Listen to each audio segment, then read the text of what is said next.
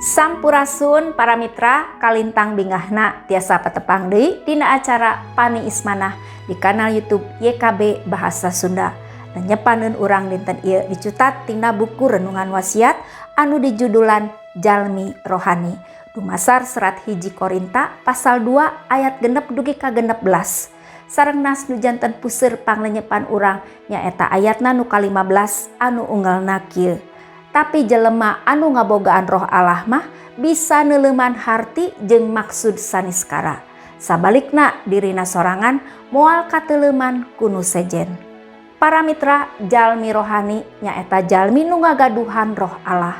Ieu teh kualitas spiritual nu ku Allah dianugerahkeun sareng janten karakter atanapi watak nu dinyatakeun dina kapribadian saurangan. Teu kitu halna jalmi dunya anu teu ngagaduhan roh Allah. Nilai-nilai anu dihirupan ku jalmi anu kabelit keneh ku hawa dunya mah muasal ti kabijaksanaan nu sumberna sanes ti Allah. Kumargi kitu jalmi dunya mah nganggap kabijaksanaan ti Allah teh kabodohan, dianggap taya paedahna. Para mitra, kategori rohani sareng dunya dina konteks ieu sanes sakadar pasualan pandangan sareng cara pikir, tapi di lebetna aya nu ngagerakeun kapribadian urang nyaeta roh urang nyalila.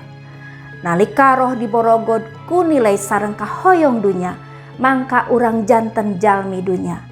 Urang baris janten jalmi nu ngalawan rarancang sareng pangersa Allah. Margi emutan sareng ati sanubari jalmi dunya nolakana parnyataan Allah di lebet Gusti Yesus.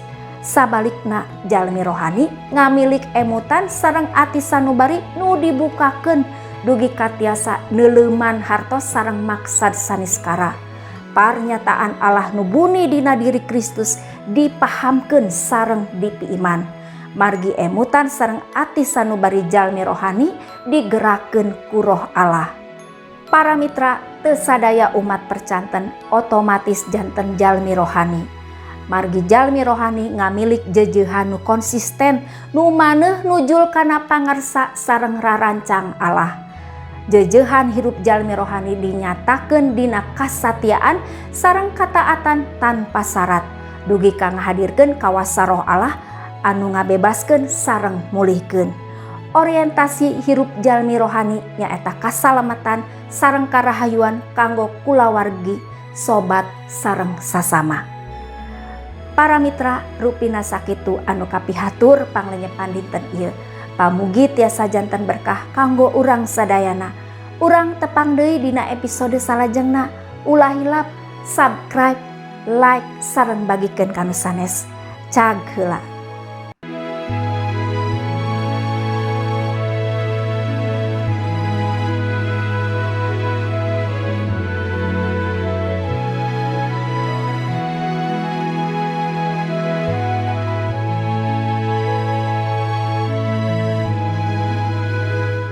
Sahabat, mari dukung pelayanan dan pekabaran Injil melalui YKB dengan membagikan link acara ini kepada sebanyak mungkin orang.